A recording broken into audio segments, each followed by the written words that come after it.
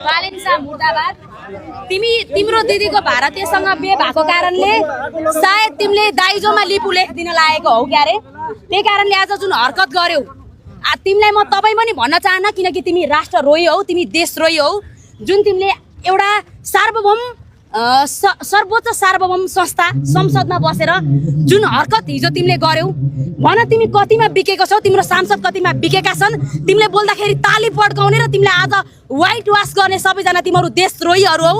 आफ्नो देशको, जबकि भारतको प्रधानमन्त्री मिडियाले आजसम्म हामी भन्दा विज्ञ त्यहाँनिर मान्छे छन्, आजसम्म उनीहरूले पत्ता लगाउन सकेका थिएनन् कि हाम्रो नेपालद्वारा कतै उनीहरूको भूमि मिचेको थियो भनेर।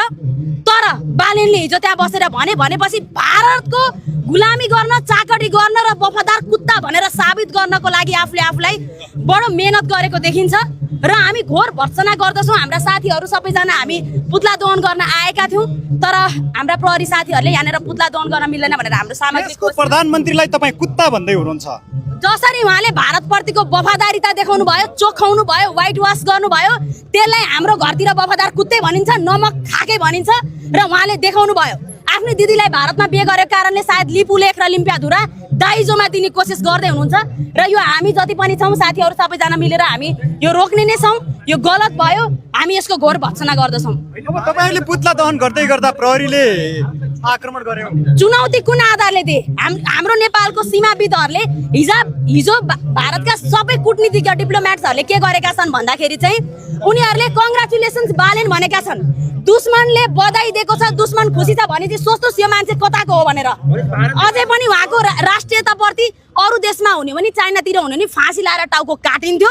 नेपालमा उहाँका जति पनि समर्थक छन्, चाटुकार छन्, झोले भन्थे हामीलाई, उनीहरू बोरै बोकेका छन्। बालेनको त दिशा पनि अमृत मानेर खान्छन्। यिनीहरूले व्हाइट वास गर्ने कोसिस गरेका छन्। यस्तो हुँदैन, राष्ट्रघाती कदम हो यो। राष्ट्रको सर्वोच्च एउटा संसदमा बसेर जुन तरिकाले उहाँले भन्नुभयो हाम्रो देशबाट सीमा मिचिएको छ, यो कतै नभएको, कुनै सीमाविदले नलेखेको, कसैले थाहा नपाएको कुरा भारतको चाटुकार गरेर भारतलाई इम्प्रेस गर्नको लागि जुन उहाँले स्टन्ट गर्नुभयो, यसको घोर भर्त्सना गरिन्छ। यो गलत हो। देशभक्ति कुन आधारमा? तपाईँ पनि बालेन्सा मिल्नु भएको छ क्या हो? तपाईँ पनि मिल्नु भएको? कसरी देशभक्ति? आफ्नो देशले, जबकि भारतले मिचेको छ लिम्पियाधुरा र लिपु लेख, केपी ओलीले हाम्रो भन्दाखेरि भारतका मिडिया र भारतले आर्मी खटाउँदाखेरि नरेन्द्र मोदीले आजसम्म हामीले मिच्या छ भने देशभक्त नेता त्यस्ता हुन्छन्। नरेन्द्र मोदीले आफ्नो देशभक्ति देखायो, हाम्रोले बेच्यो। थाहा छैन यसलाई सिआइएले कि रले बनाएको हो? यसले आफ्नो वफादारिता, यसले आफ्नो नमकको अदा गरेको छ, आफ्नो वफादारिता जता हिजो यसले देखाइसकेको छ।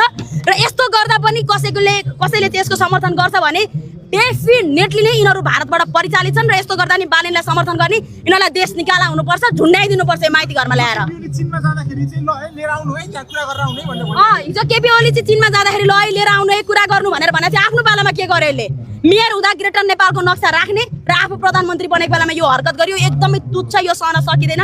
जति पनि राष्ट्रवादी छौँ, बालेन यो देशको लागि साँच्चै मिराज ढुङ्गानाले जियो पोलिटिकली थ्रेट हुन्छ भने थ्रेट होइन, यो डिजास्टर मान्छे रहेछ। हिजो थाहा पाइयो। यसको कारणले अब जतिसुकै राष्ट्रवादी प्रधानमन्त्री नेपालमा आए पनि, जतिसुकै जे भए पनि अब कसैले पनि कहिले पनि यो चोखाउन सक्दैन। यिनले जुन रायता फैलाए हिजो आफ्नो मुखबाट जुन यिनले दिशा गरे, यो कसैले पुस्न सक्दैन। यिनले यस्तो स्टेटमेन्ट दिए, एउटा सर्वोच्च संस्था, राष्ट्रको सबभन्दा सर्वोच्च संस्था।